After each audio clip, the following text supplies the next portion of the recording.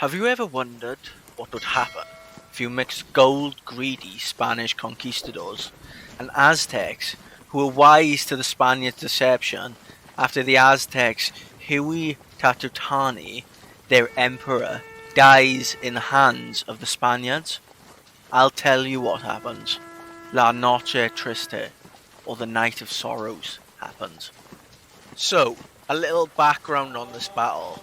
The Aztecs were currently laying siege to a Spanish compound in the Aztec capital city known as Tenochtitlan. The siege was a retaliation for the Spanish slaughtering nobles and priests who were celebrating a festival.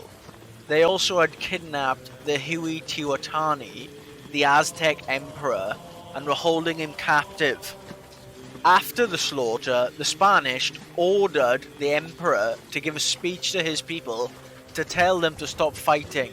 However, much to their dismay, the Aztecs had already elected a new emperor by this point. This resulted in the Aztecs pelting him with stones and darts, and according to the Spanish, his death.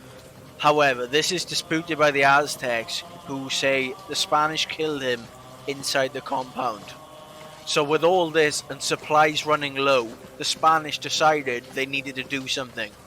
That something resulted in a plan to break out of the city under the cover of night with the fake ceasefire and return of stolen property proposal from the Spanish, which they of course breached. The Spanish were also wise to the destruction of 4 bridges leading out of the city, so they devised a portable bridge they could use to cross any unspanned causeway. However, this causeway and the invitation from the leader of the group, a man named Hernan Cortes, that after as much gold could be feasibly packed was, they could take as much of the remainder as they wanted. Much of the Spanish force got greedy and took too much, which resulted in their demise. Cortes chose the western causeway out of the city, which led to Tlacopan. I've highlighted this causeway in red on the map. On the night of July 1st, 1520, Cortes led his army out of the city. Luckily for the Spanish, most of the city was asleep, so they managed to sneak out of the inner city and most of the outer city leading to the causeway. However, nearing the end, they were spotted by an elite unit in the Aztec army known as the Eagle Warrior. These Eagle Warriors sounding the alarm, which summoned an army of 50,000 Aztecs to Cortez's force of 1,000 Spanish and 2,000 native Tlaxcala warriors. The Aztecs emerged from their homes and began attacking Cortez's force from every direction, including canoes that they were on. They were equipped with maquahuitls, which was a wooden club embedded with razor-sharp obsidian that could cause immense bleeding. On screen now is a demonstration of what the maquahuitl can do in terms of damage and cutting potential. Slings that could crack a man's skull with a thrown rock, and latlatl, which could extend the Aztec spear range to about double the length. Of course, they were facing the latest and greatest that technological warfare could offer with the arquebus, which could punch a golf ball sized hole out of you with accuracy to hit center mass consistently. The only downside to this weapon, of course, being the 30 to 60 second reload time between shots. However, if you get some men with these and you've got some firepower in your hands, I know this scene is British soldiers with Martini Henrys, not Spanish conquistadors with arquebusiers, but this just shows how effective volley fire can be if done correctly. This, plus modern armor, led the Aztecs to be terribly outmatched in firepower. However, they did have a sizable advantage in manpower. The fighting after the alarm had been sounded was said to be ferocious, as the Spanish made their way for the causeway leading to their salvation.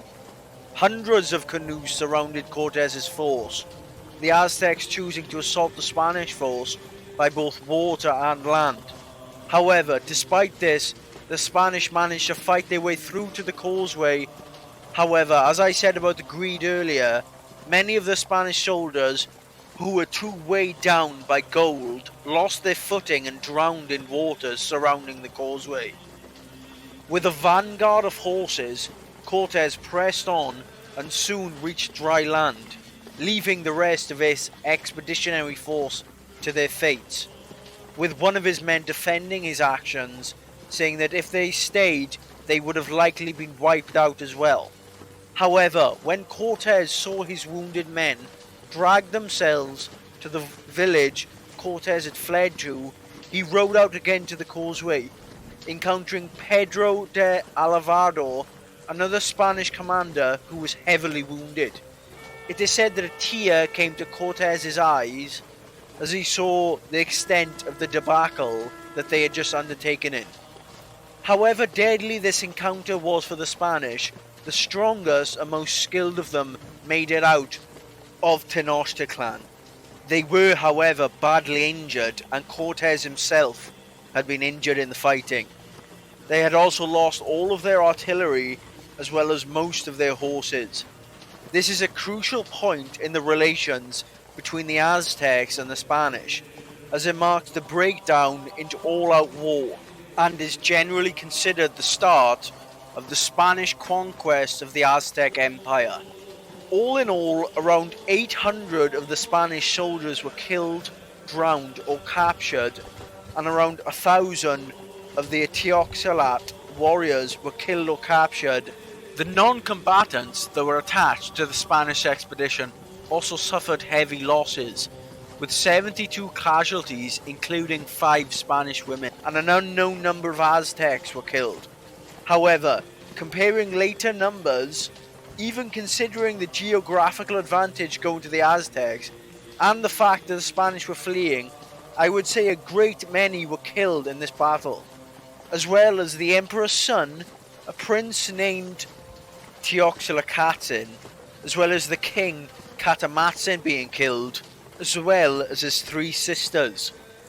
This is the beginning of a series of battles between the Aztecs and the Spanish in the Spanish conquest of the Aztec Empire, with one, the Battle of Utumba, being just 1 week after. The next video I upload to this channel will be a detailed description of the battle. This war is literally just getting started. Thank you all for watching, and be sure to check back as I will be uploading the Battle of Utumba very soon. In the meantime, please enjoy this painting of another elite Aztec unit, the Jaguar Warrior.